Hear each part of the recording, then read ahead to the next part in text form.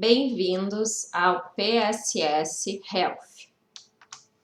Nesse vídeo, vamos falar sobre o cálculo de tamanho de amostra para comparação de proporções para 3 grupos independentes.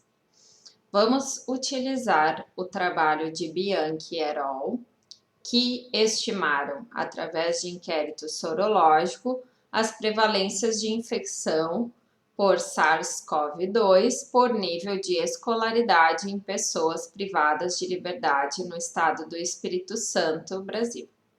Foram avaliadas 544, 265 e 14 pessoas dos ensinos fundamental, médio e superior, respectivamente.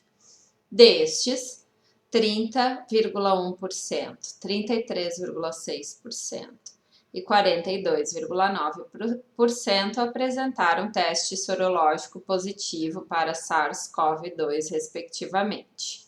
Os autores não observaram diferenças significativas nas prevalências entre os níveis de escolaridade. Valor P 0,612.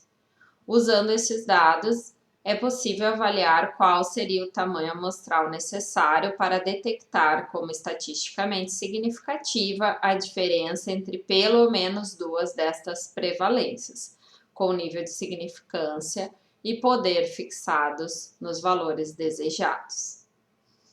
Então, aqui os 3 grupos de interesse são os 3 níveis de escolaridade, fundamental, médio e superior, e as proporções de interesse são as proporções de resultado positivo do teste sorológico. A comparação dessas proporções estatisticamente deve ser feita através do teste Q-quadrado, que para este N não resultou numa significância estatística.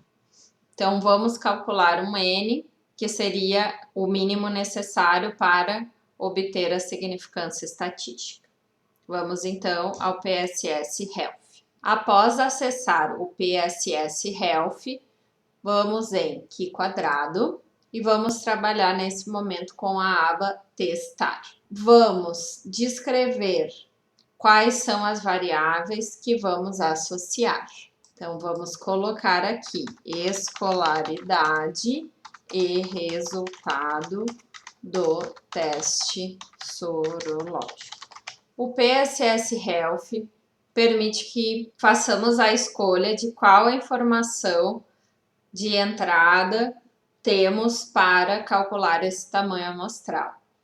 No caso, como foram fornecidas as frequências absolutas, vamos trocar para tabela de contingência com valores absolutos. No número de linhas desta tabela de contingência, vamos colocar 3, que são os níveis de escolaridade, e vamos deixar 2 para o número de colunas, que é a possibilidade de resultados do teste sorológico para SARS-CoV-2.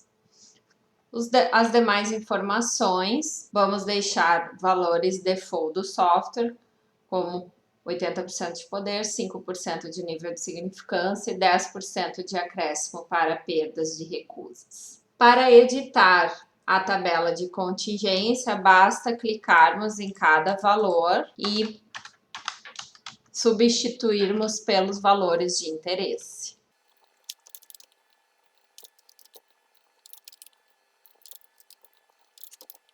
Aqui, então, vamos considerar que esta linha se refere à escolaridade fundamental, a X2 se refere a médio e a X3 se refere a superior. CAT-Y1 se refere ao resultado positivo e CAT-Y2 ao resultado negativo. Essas frequências desta tabela de contingência foram obtidas conforme os resultados do artigo e as frequências de resultados negativos foram obtidas pela diferença entre os valores de resultado positivo menos a frequência total de pessoas em cada grau de escolaridade. Após a edição da tabela de frequência, temos então o resultado do N amostral calculado de 4.362 pessoas. Caso o novo estudo ainda desejasse prever por perdas e recusas, o N deveria ser aumentado para 4.847. Aqui, então, temos o texto sugerido pelo PSS para descrever esse cálculo amostral, as referências para citar o PSS, o comando R utilizado, e abaixo temos as opções para construir cenários de cálculo de tamanho amostral.